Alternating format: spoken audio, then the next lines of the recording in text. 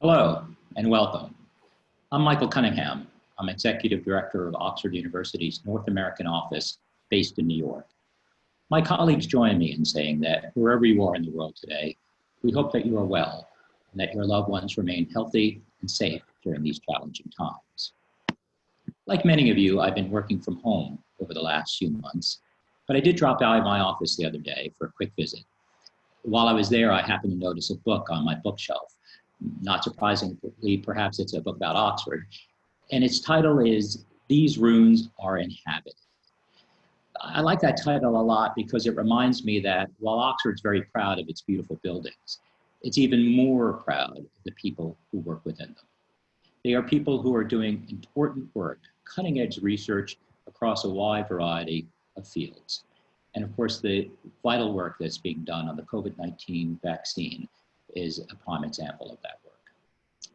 Some of the most important and exciting initiatives at Oxford are interdisciplinary in nature, bringing together the university's great strengths in different academic areas and focusing on one particular subject of research.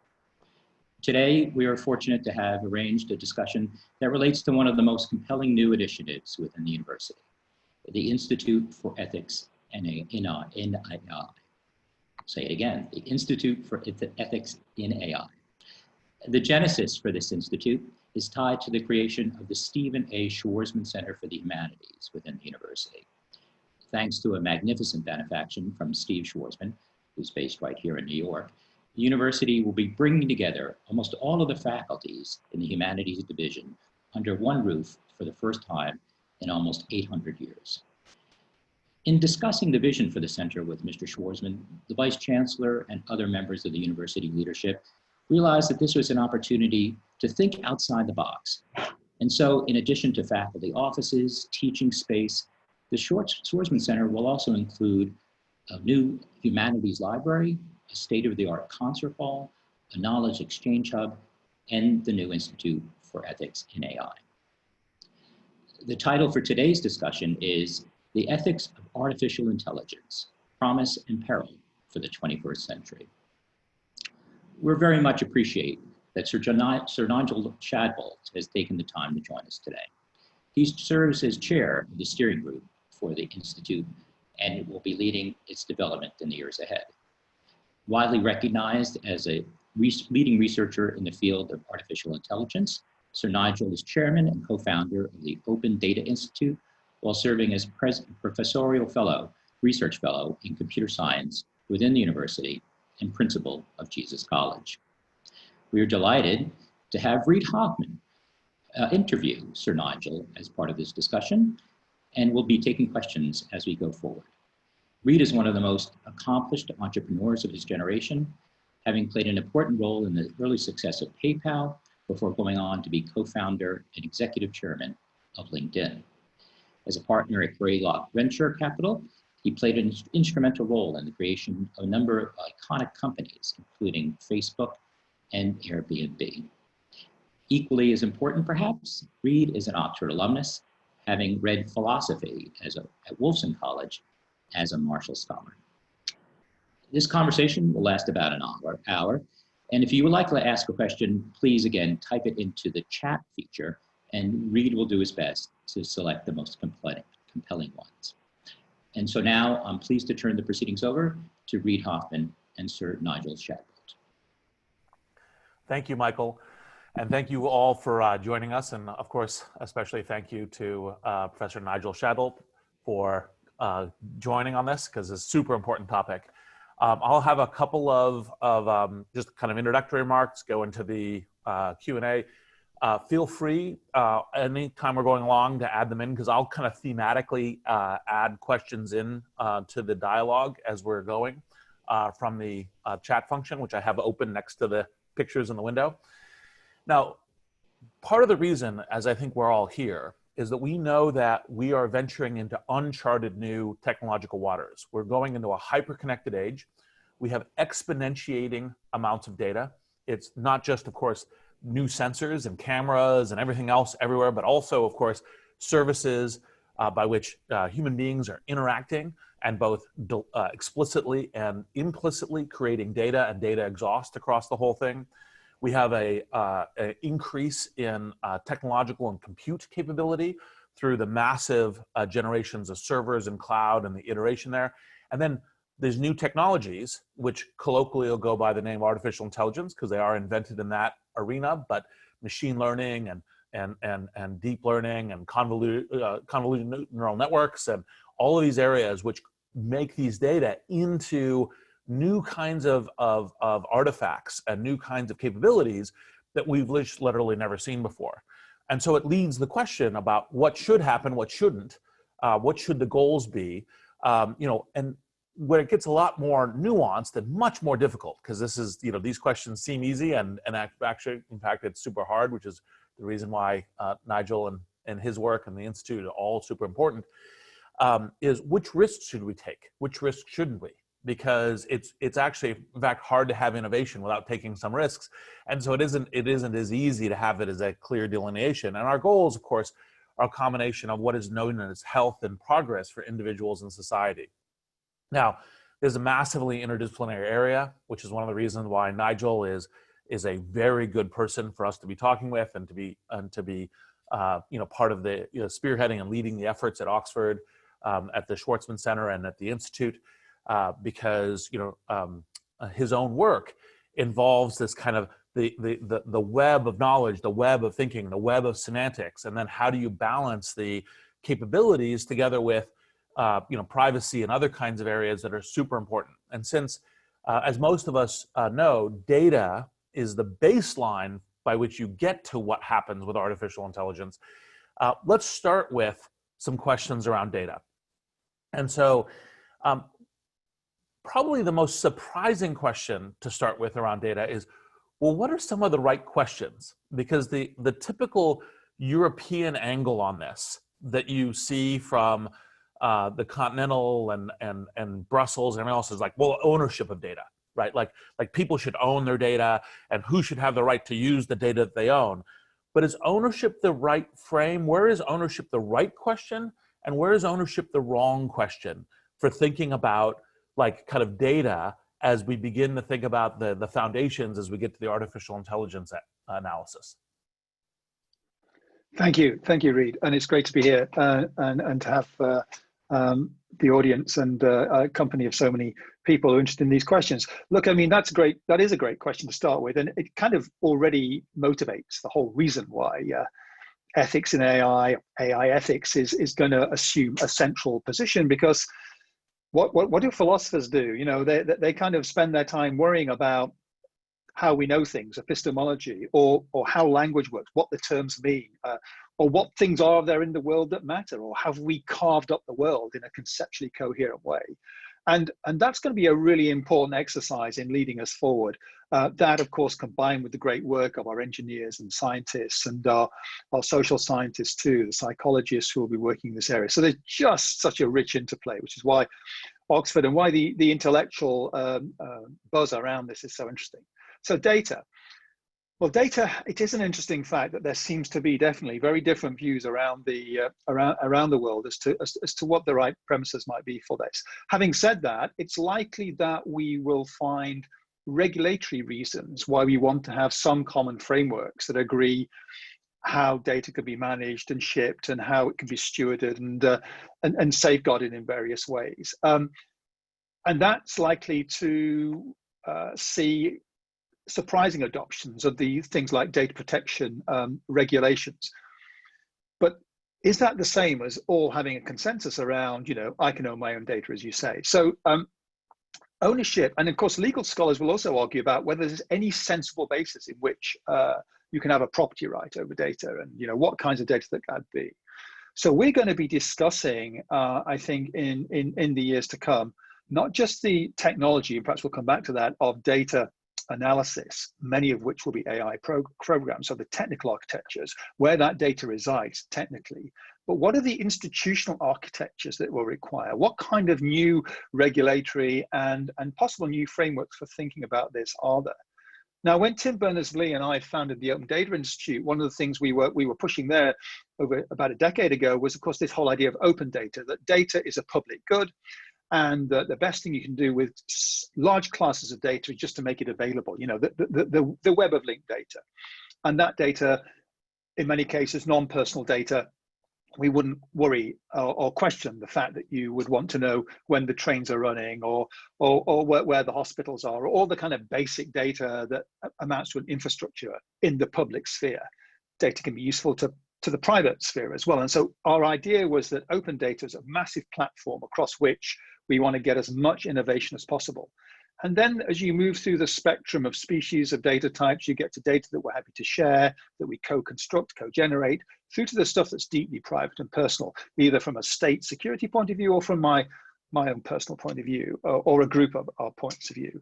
And I think as you go through this spectrum of data, the solutions you'll get to will be different. There won't be a panacea in all of this. And I think that we're beginning to see that when people question, is data ownership coherent? Well, who are the entities who would have an interest in it? And so we're starting to see a change of terminology around the rights and responsibilities in data, and that data might apply to a collective. And a great example of that is actually happening right now with the pandemic, which is that public health crises require us to think about sharing data in quite different ways than we might in normal circumstances. And then we're into contact tracing, we're into all sorts of issues about what is the right and appropriate thing to do with the algorithms we apply to that data. So I do think that this conversation about just decomposing the various ingredients and issues around data, what is it? Is it stable? What are its qualities? What are its attributes? Already starts to have a very philosophical as well as a technical character. Partially because, as you're mentioning, because I agree with you. I mean, like, the people think, oh, I know what data is. It's like, it's this, set of bytes, right, within this record. And you're like, well, but like, how was it created? And was it done by observation? So, like, for example, one of the classic things that the tech giants are under the interrogation, matter of fact, yesterday and today in the US and especially, is to say, well, actually, in fact, by having this broad-ranging engagement with a huge swath of humanity, they're picking up a whole bunch of kind of implicit data signals, like, what did you search for? What was clicked on? How did you respond to something? How long did you watch this video? If you watch this video for this length, which other videos should you see? And then, well, is that data your data? Is that data their data? Is that data someone else's data? Is it collective? Does the ownership thing not matter? And I think that you're right, that the whole thing is, actually, we need a new set of concepts kind of around kind of usage and what you do with it. Because the really key kind of questions are, how do we both gain the benefits, right, together with avoiding, like very bad use. And one, of course, use things is, do people feel totally out of control, or do they feel surveilled in some way? And what are the ways to navigate that, the sense of perception of dignity and autonomy? All of which, as you say, are philosophical questions. What do you think, when you think about the first steps in trying to figure this out, we're on this promise and peril, and the pandemic, as you mentioned, is a good lens for this.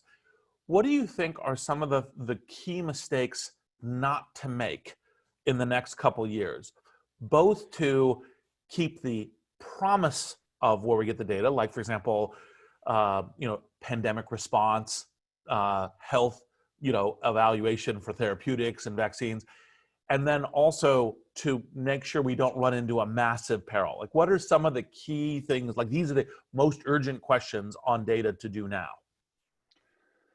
Well, it's quite a list, I suspect. I mean, there is a lot of issues to go at here. I mean, one thing would be to persuade ourselves that data is not one thing. It comes in many varieties and strains, and people use the term data, but nothing is really data when we're consuming it in our applications. It's information because it has an implied semantics. It means that we know that 97.4 is a temperature of a patient potentially, or whatever. And as soon as we know that, we know more. But the question, as soon as we know more about what the data means, it's in a context, and do we understand enough about that context in terms of well, you know, what are the quality characteristics? How certain are we on this data? What are the error bars? So one thing is to begin to have a more sophisticated conversation around the limitations of data itself, and its characteristics. You know, what are the key things that we want to know? What the so-called metadata, the information about the data itself that we need the data to be almost carrying around, you know, self-describing data we sometimes refer to, which is this idea that the richer the description of the object of interest, the more ways of doing interesting things with it. So, and that's both an engineering and a regulatory and a conceptual question: is what are the right things? That will be a good place to start. The other thing is to understand that this spectrum of data types is nuanced and complex, and that we haven't got it all worked out. And as we're seeing, of course, in a lot of the discussions around AI algorithmic applications, is the data appropriately sampled? Well, what does that even mean? What do we mean by a fair sample? What do we appeal to when we're trying to make sense of questions like how good is the data? Is it a reasonable description of the sufficient to answer the questions we're interested in? Are there effects as you move from one jurisdiction to another, or one geography to another, or one application context to another? And then back to this issue of institutions, I think this could end up being quite important, which is that we kind of have this current model, which is that there's consumers and citizens over here, and then there's the big platforms over there, and the platforms have got all the power, and we're entirely disintermediated. And so, you know, is that an inevitable settlement? I don't think that's the case necessarily at all. And over the years, as societies, as economies, we've been quite creative about constituting new structures to take care of some of these issues. So an issue that's being talked about quite a lot at the moment is the idea of a data trust, or a data mutual or cooperative, that you might well imagine using some ideas from trustee-based models, where you take a group of individuals who have a common interest in a data set and you mutualize that interest. What would that look like? Does it make sense? And that's just being explored now.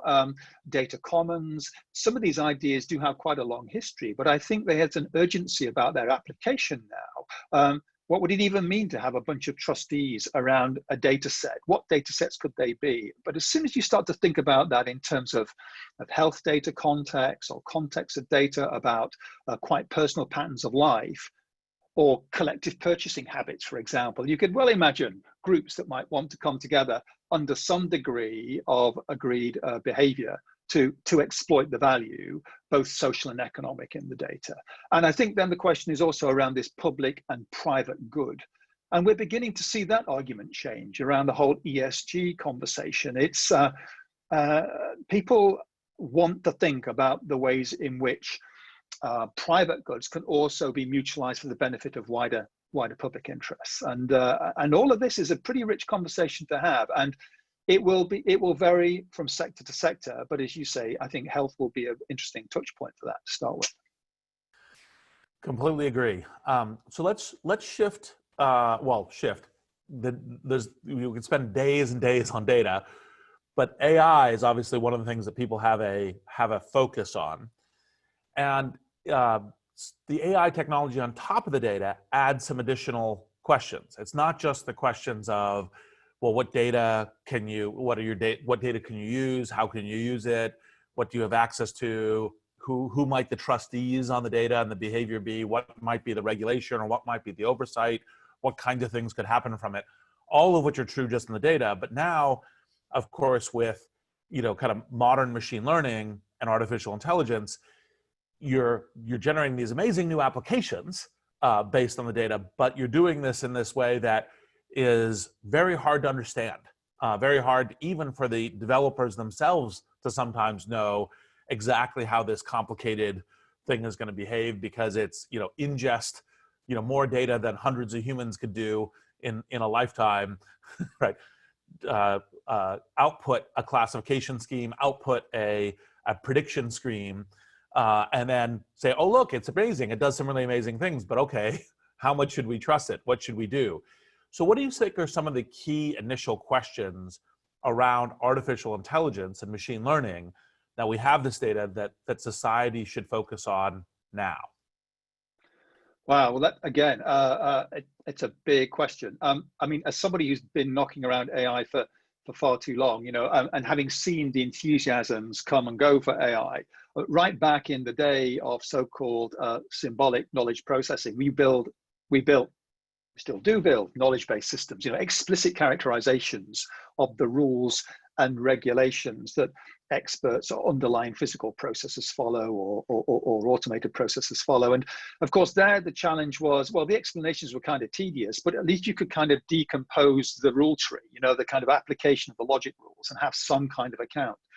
As you say, with the very large-scale neural networks, to be presented with a matrix, a weight matrix, isn't necessarily the most useful insight you'll get as terms of an explanation.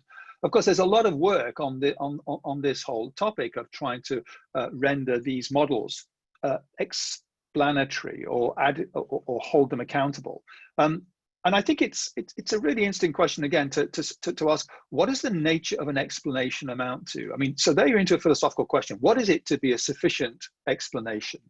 What are the kinds of things that people take as explanations when they're being offered it? And you'll, again, if you look at contexts in which these can be real issues, you know, you go into litigation, you go into courts of law, you start to see the way expert witnesses are interrogated, and or the way models in various other areas are critiqued. I mean, sometimes it's enough that that I'm told something about the input values that were influential in the decision making. So what were the inputs to this particular model?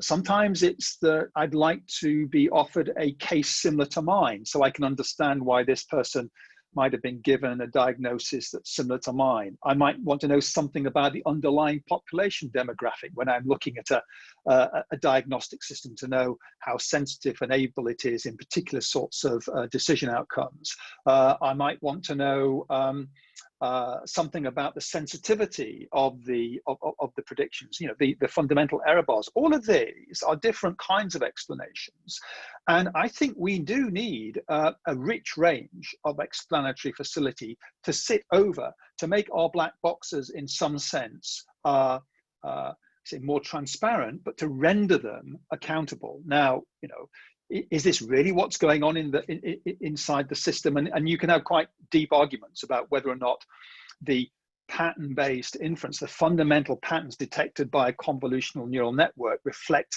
an actual underlying causal or real social process, or could you ever capture the underlying rule-based behavior of the system from these huge data ingests? And that's an area of active research. But again, what you're looking for there is a discussion around partly the psychology of what counts as an adequate explanation, the issues around what philosophically makes sense, and what people can appreciate and understand, and how you map that into the technology itself. And I think this has been it's been an ongoing challenge in AI. I can think back to the old rule-based, well, the old, we still use them, logic-based theorem provers. You could spend your life looking at the kind of deduction tree that one of these clever AI algorithms would come up with, and it would still be quite remote from your immediate apprehension of what was going on. And in fact, we know from the work in cognitive psychology that human judgment and decision-making is often made on really quite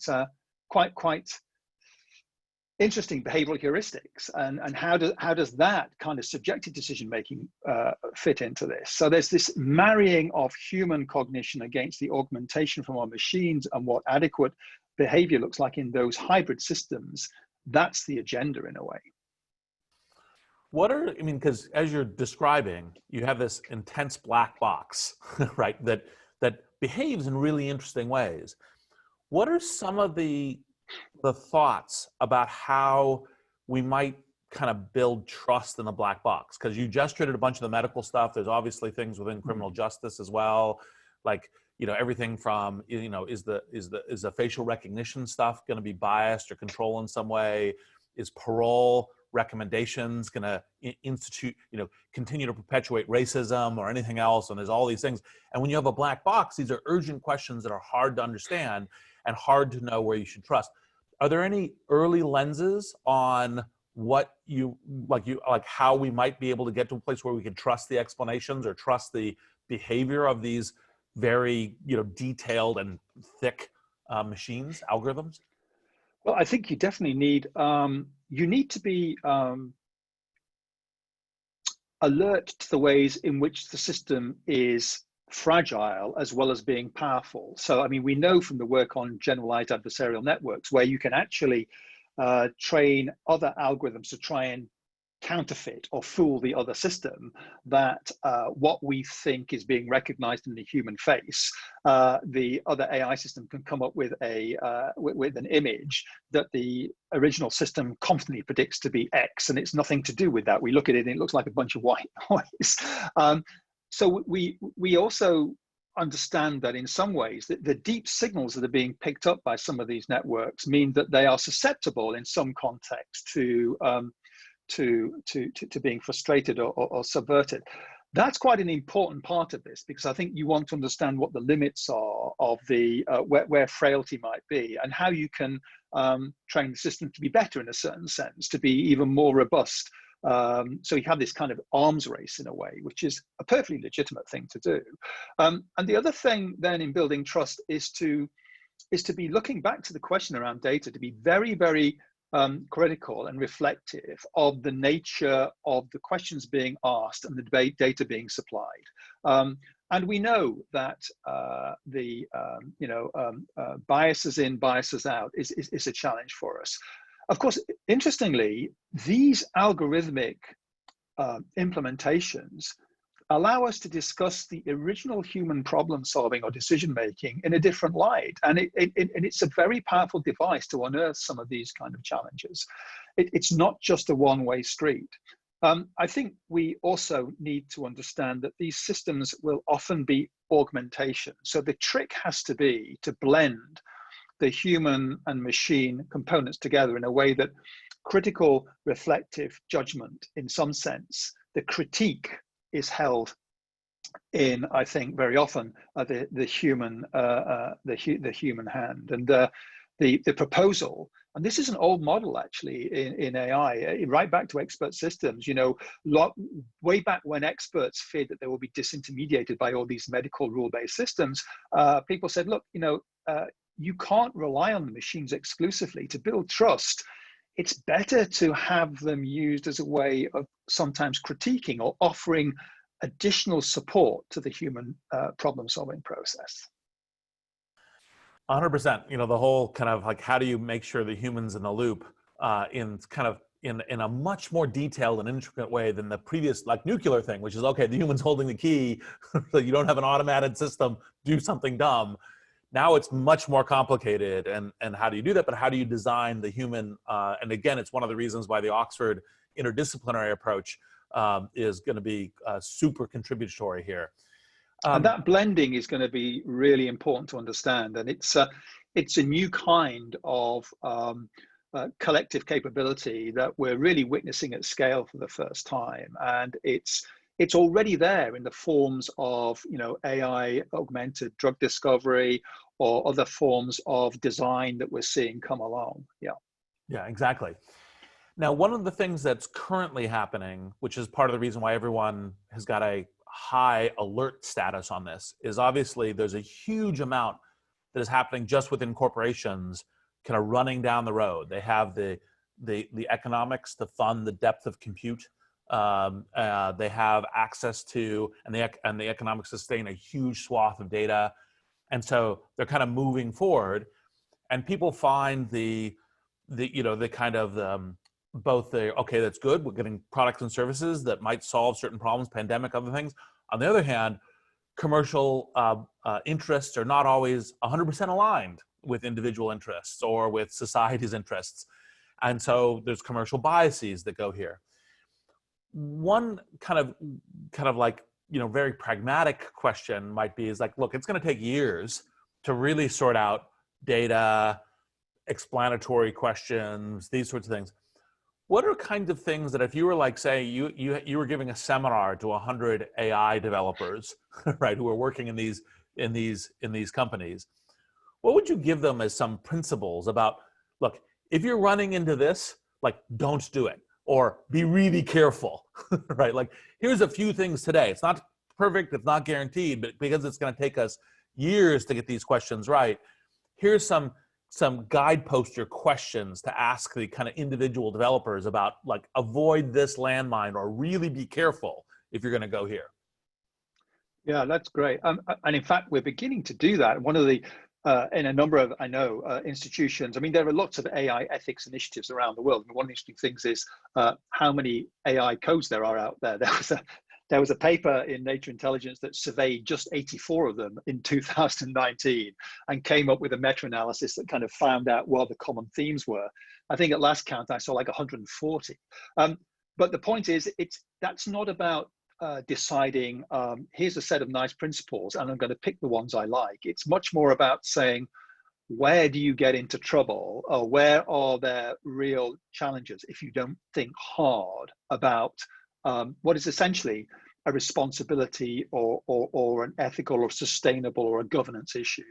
I guess I would start, and again, this can sound a bit high-minded, but invariably, you can end up in a better place with this, with an overarching principle of transparency. So that is to say, whilst we all understand there are issues around intellectual property and various forms of know-how that one might feel it's important to protect, there's also an awareness of how powerful the principle of being open about what is proposed, how the data is being used and routed, and for what end.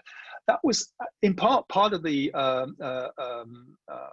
energy behind the GDPR, was this idea of a feeling that somehow the platforms were out of control and nobody really knew what the data was being used for. So putting some agency back, some self-determination back.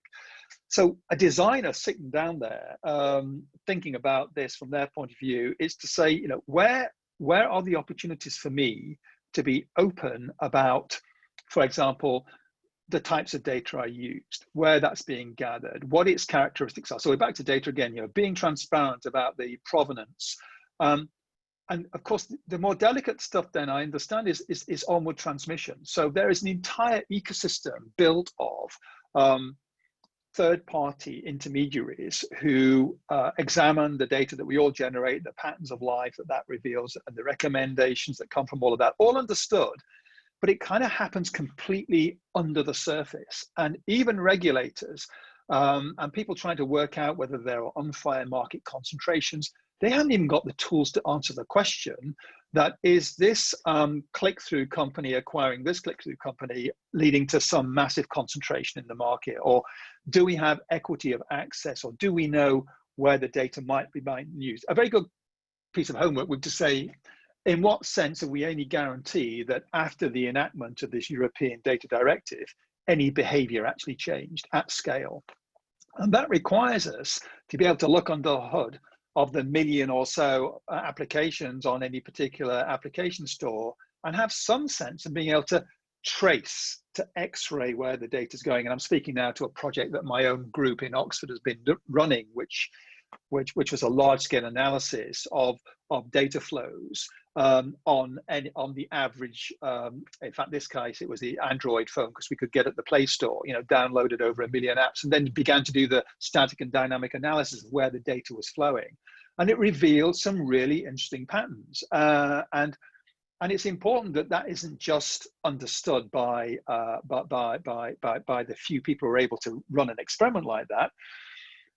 The transparency that comes with thinking about how can I design for accountability seems to be a very powerful principle. So I kind of start with that, and you then begin to go through the canon of would I be able to recognize accountability, transparency?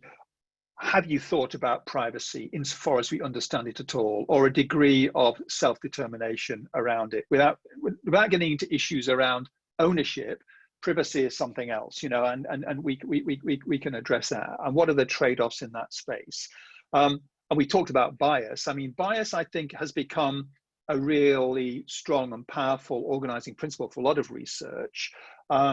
But if I take privacy and bias, I mean, privacy, there's a whole development now in machine learning, privacy preserving machine learning, which is trying to give you solid technical guarantees that I can still find the patterns over the data. And I don't have to have your data in my data store to be able to find those patterns. I can do it in a certain sense in an anonymized or a decentralized way. So some of these design principles will also call, these ethical principles will also call for technical innovation. And I think that's a very exciting opportunity to drive innovation, to say, don't see the ethical consideration as some huge overhead hanging over your head or a weight on your shoulders. This is an opportunity to innovate and actually to drive more people to your products, not less. And I think that very often, and coming back to the transparency principle, we see that application applied very effectively. I completely agree on the accountability and transparency. I mean, in a very micro way, at the very earliest days in LinkedIn, the principle that we kind of drove the whole company by was, look, we may not reveal our strategic plans or other kinds of things of what we're doing to the world, competition, evolution, et cetera.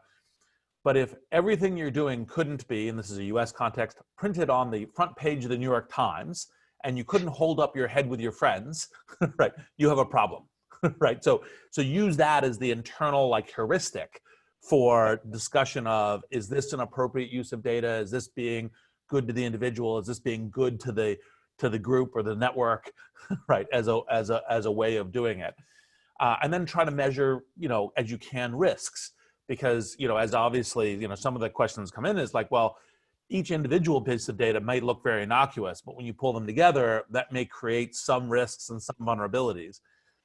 Now, that's true, and that's a fantastic point, because those unintended consequences of those emergent patterns, when you interface a bunch of data that seemed innocuous initially, again, go looking for those. Try to develop a design method where you're not always being surprised, hopelessly surprised by them. Yeah, sorry. Yes, no, exactly. And so one of the things that you already kind of mentioned is that the regulatory bodies simply have none of the tools. They don't have any of the skill sets. They don't really know what's going on. And that's part of the reason why, like, one of these questions is like, okay, well, like, what are the really urgent things? Because kind of saying, well, shut down everything seems like a very bad idea. I'm not even sure if it's fully doable in the modern, kind of hyper-connected world. But on the other hand, we're barreling forward, right, in various ways. And the regulatory bodies don't have a tool set. Actually, and as you were gesturing, this is the innovation within developers, within companies. Like, well, okay, how do you develop the tool set even within the implementation or the developmental tool sets within the companies? Well, actually, in fact, there's an innovation opportunity here. Say, hey, think about transparency, think about accountability, think about kind of having the right ethical outcomes, and that's an innovation opportunity for the tool set in development. What would be some of the key things to try to help the regulators kind of not be, literally at sea with no paddle, no motor? Like, what would be some of the key things that needs to happen? How might, Oxford help, et cetera? Yeah, and I think that's, again, it's not as if the regulatory bodies are clueless on this. I mean, in fact, conceptually, they have a lot of the right machinery. So if you think of, we have the Information Commissioner's Office in the UK. You have the FTC in the US. The FTC, it has a great body of power around unfair and deceptive practices, the discriminatory practices. So there's a strong sense of what the desirable is. It's whether you can notice the desirable in this onward plunge of technology, as you say. And I think that, well, some of it comes down to having to train the bilinguals. I mean, this is the idea that there really are people, that not everybody. We have this great, this degree in Oxford, the PPE degree, politics, philosophy, and economics. It was the kind of innovation of the 20th century. The thought, and many of the people in the regulators will have had a similar blend of training in law and possibly economics, possibly philosophy. But but the tech piece, where is that? The awareness of what the opportunity and capabilities of the tech is. That's requiring students to read and be taught in a rather more profound interdisciplinary way. So part of it is to train a generation who will be, and then to find a way to get them employed by regulators rather than being hoovered up by the big platforms, because again, often that's a Cinderella area in terms of actual support. We have to get a bit real about how important and how consequential this is for economies. And also the regulatory bodies have got to understand that the speed and innovation that they're seeing requires them to be working with platforms in a constructive way that says, what do data terms of use mean? Could you imagine technical developments where standards were developed, where again, the data's carrying around with it some notion of its terms of use? Now, this again, is quite an old idea, but regulators getting into that conversation to say, what standards would we need to be able to, in a certain sense, easily be able to audit or account for reasonable use or fair use or appropriate levels of dissemination. Whereas at the moment, the industry is in this kind of constant arms race where it's trying to obscure the final destinations, or it feels there's some lost incumbent advantage in doing it. And that kind of conversation is a multi-stakeholder one. It requires people to understand and sit down about how much has been invested in this by the existing platforms, but what the consequential impacts are if we don't get a better conversation. And it will require lawyers to be having the same conversations that AI ethicists are with some of these platforms. So I think it'll be the issue between AI governance and AI ethics. Many of the issues align very closely. And how do you think, and one of the challenges around data and AI is it brings in this kind of collective responsibility question, right? So, and as you mentioned, it's philosophical, psychological, it's sociological, but you have different questions about like, how does human governance work, right? What are the responsibilities to individuals and societies? So, autocratic society, it's like, well, we believe in the rule of our leadership, and so we think data should be used to hunt down dissidents, right? And to essentially bring the body of the state to control them. And then there's obviously folks who say, well, actually, in fact, what we should have is complete autonomy of the individuals, and that anything that pulls collective together is actually potentially dangerous to individuals. So there's this whole entire range with a lot of nuance. What are some of the principles, do you think, that by which we kind of get to a more global cohesion or a cultural cohesion? What are some of the questions that are going to be present there? Well, I mean, this is just the same challenge. I mean, this is a challenge we have with ethics itself. I mean, it's like, how many types of ethics are there, and you'll find different enumerations of them. People who talk about deontological ethics that are based on rules to behave in a certain way, and for some people those rules are handed down as a matter of religious observance. For other people it's handed down by a different injunction, the categorical imperative, the idea that we do unto others as we'd have them do unto ourselves, or social conventions, social contracts, that bunch of stuff that is law-based. There are other forms of ethics that take a very different stance around my own personal utility, or a more general notion of social utility, classic utilitarianism, for example. And there you're looking at these very different ways of trying to make sense of how to organize moral behavior. And it was actually one of the great Oxford philosophers, Derek Parfit, who had this wonderful phrase, is that all ethical theories are climbing the same mountain from different sides. And I think there's this notion that when we are trying to make sense of very different cultural embeddings or assumptions, well, first of all, we need to understand where the differences are. We need a framework for separating them out. Governance is one. And the most important thing about that governance principle, those governance differences, is to have the conversation about how we organize and understand the differences and what the benefits are. And we can have our own views about whether the collective interest managed in a particular way is democratic or to our taste. But we've got to be at least partly respectful of genuine differences.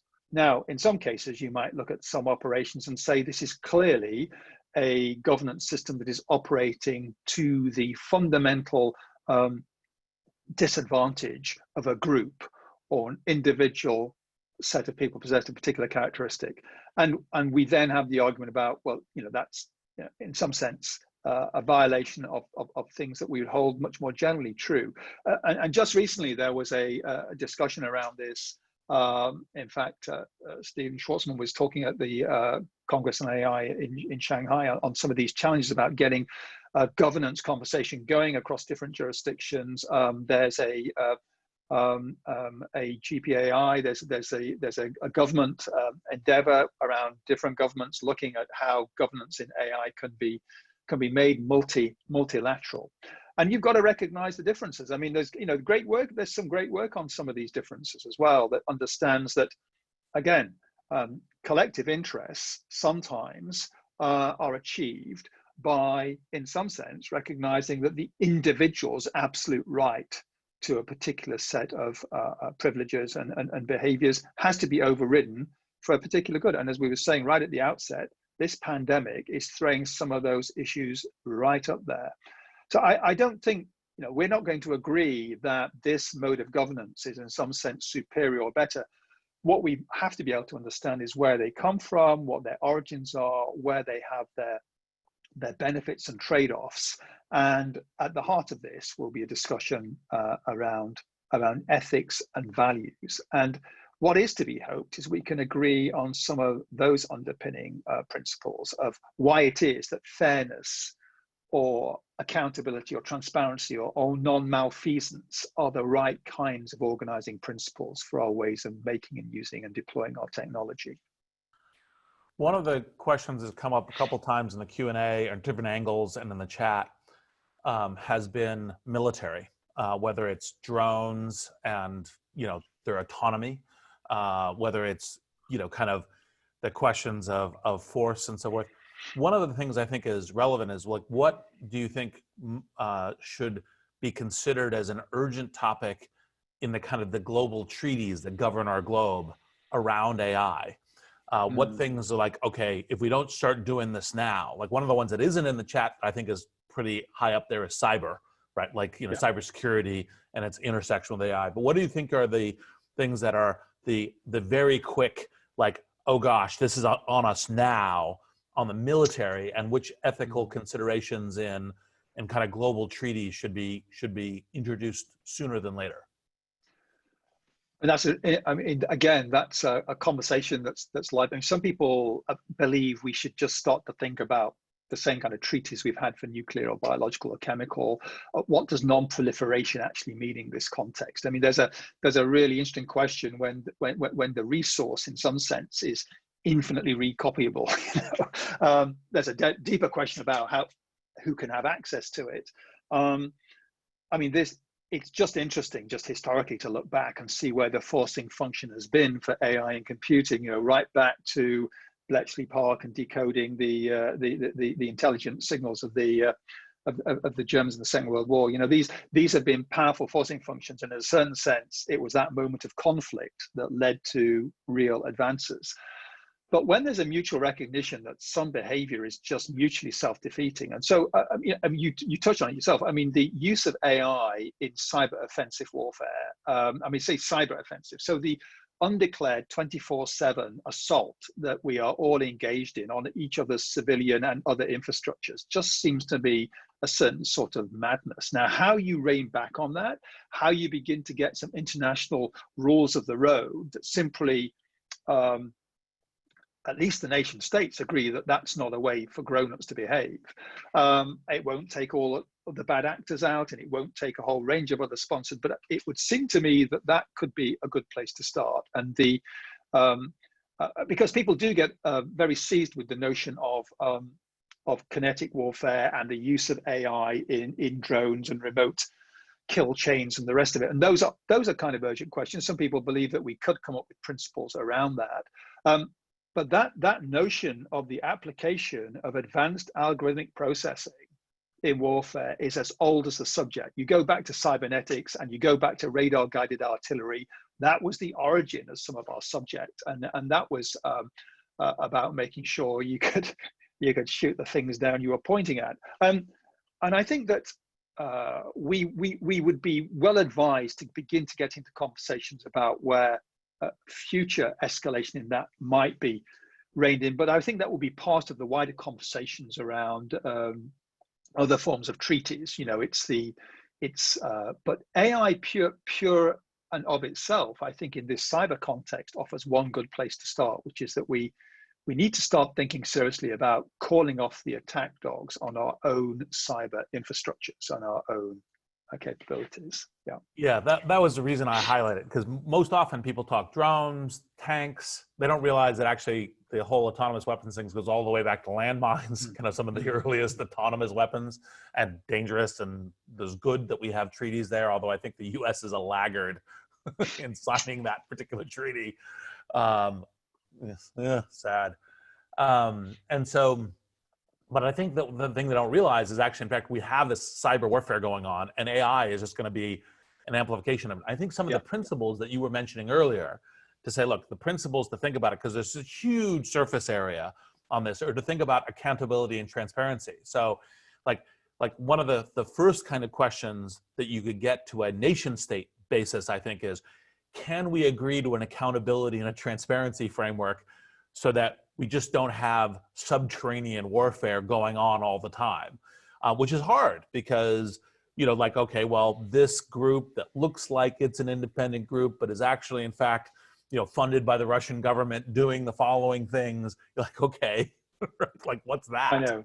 And it can sound very, very idealistic to say, but I'm talking about the really grim stuff, which seeks to take down fundamental civilian infrastructure. That is exactly the business of some cyber offensive developments. And you just need to think about applying some of the principles we do understand, where we rule that out, at least try and provide some limitation and statutes of limitation. It doesn't stop people using proxies, it doesn't stop other sorts of things happening, but it's a place to start if nation states could own the problem. But and I understand there will be hard edge cases there as well. Yeah. We're in our last few minutes, and by the way, there were a bunch of very interesting questions in the chat. Unfortunately, they're going to go to specifics of various things that, you know, I'm sure you could address in an hour lecture, like, you know, AI and consciousness or other kinds of things that are all. Do that. Yes, that are there. Another day. Yeah. There are things.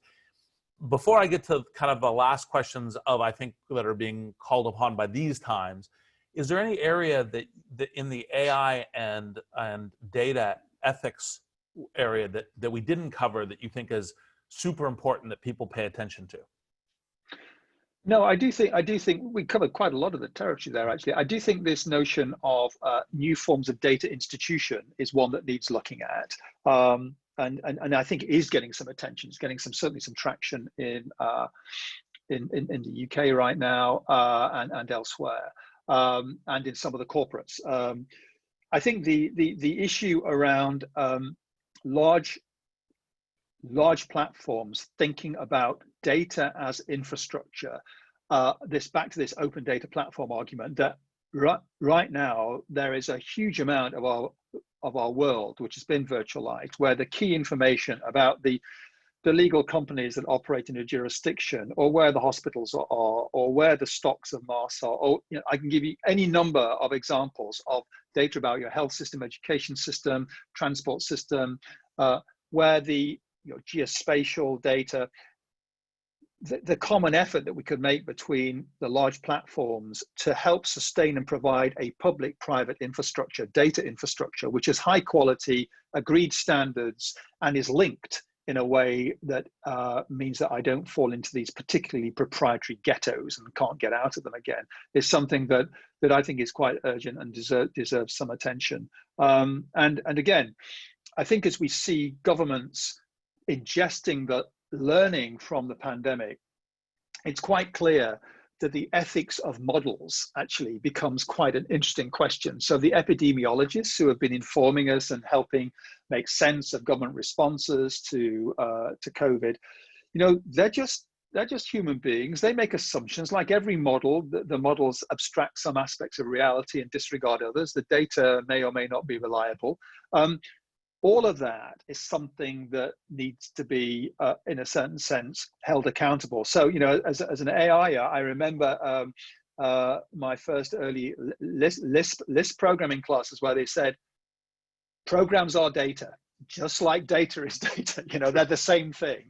And we should remember that our algorithms are another class of data and the processing that they do, and try and therefore extend the principles to both our programs and the underlying feedstock, the data they're fed, and think about how that embedding, that interface between people at scale and algorithms and data at scale, how that will need to be regulated, because we still have a rather transactional, dyadic, one-on-one kind of model of that at the moment. Well, then, actually, that prompts a question. I'll use the Q&A prerogative to ask a question I've been thinking about for a while, as the kind of the last, I think, question given the time. I have been under the point of view that in order to get the regulatory right, in order to get the transparency and accountability right, that actually, in fact, these systems are so complicated, we're going to need to design AIs to do that. Right, because they're just so big of a sea of data. There's so much, just like all these different programs, the programs are themselves data. Do you think these kind of meta model AIs, these ability to say, here's the kind of questions that we need to train AIs at looking at data sets, like is this data set fair across race, across gender, et cetera, but also looking across AI programs. Do you think that that's one of the possible paths here, or do you think that that's just like going to get you into this recursion and complexity that's unlikely to be helpful? It's been an aspiration of AI for a long time to kind of have this meta level, this kind of another layer on top, which can reflect. It's an old idea, again, components of expertise, this kind of almost an explanation of our own mentality as kind of many experts collaborating together and then drawing general principles across some of those systems. I think as we build more and more systems, there are particular areas where that's possible. They're often quite limited subsets. So again, in automated program verification, you can see examples increasingly driven by AI where people are trying to run AI models across other large classes of models to check them out for their integrity. And you might well expect to be able to extend that. And again, I think some of the benchmarking work in machine learning is trying to get around that, to think, how could I compare across wide sets of data across different domains for some of these kind of common attributes that we expect to find. So I think that is a reasonable thing to expect. Yeah. And as I say, as is the multiplicity of conversations. I mean, I would just like to say, as I wind up, the thing about the Institute that's exciting is, well, not least in September, we're going to be announcing the director and a whole bunch of faculty appointments and exciting things like that, and other things happening. We're just so excited by the fact that we have got colleagues around us, a rich environment, and an international embedding where there is an awareness of just how important this is. And one of my ambitions is to try and find ourselves in a situation in which AI ethics is a first-class citizen of philosophy in the same way that medical ethics is, and it's as consequential. And I think that medicine has been in many ways transformed by the application of serious thinking from our philosophical colleagues, and it will be interesting to see whether we can affect some of that same thing in the Institute. Well, we intend to. Yes, exactly. There's so much to go into, and like I said, by the way, for like it actually says something about Oxford too, that the quality of the questions, both in the chat and the Q&A, are very good and a high quality. And And we only got to a small number of them because, you know, each of them would be like an hour's discussion or more, could be even like a day's discussion on their own. But it says something about Oxford, that's the quality of the Q&A and the discussion. So with that, I will hand it over to Michael. Well, that's a great place to end, Reid. Thank you very much. And one of the wonderful parts about this technology is, of course, being able to bring people together across different time zones and areas. One of the negative sides is we can't applaud. So I will applaud and say thank you on behalf of all the participants to Reid Hoffman and Sir Nigel Shadbolt for joining us today. In just a moment, my colleagues will put a slide up on the screen that will have links to the Schwarzman Center and to the Institute for Ethics in AI within the Schwarzman Center. There are a couple of really wonderful video presentations on those websites, so I would encourage you to visit the websites and see those video presentations and gather additional information on both of these exciting topics and projects. There's also an email address if you'd like to share some thoughts and information.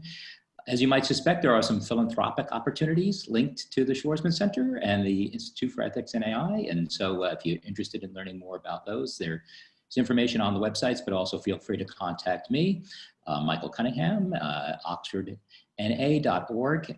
And again, look for additional webinars on our websites in the weeks and months ahead.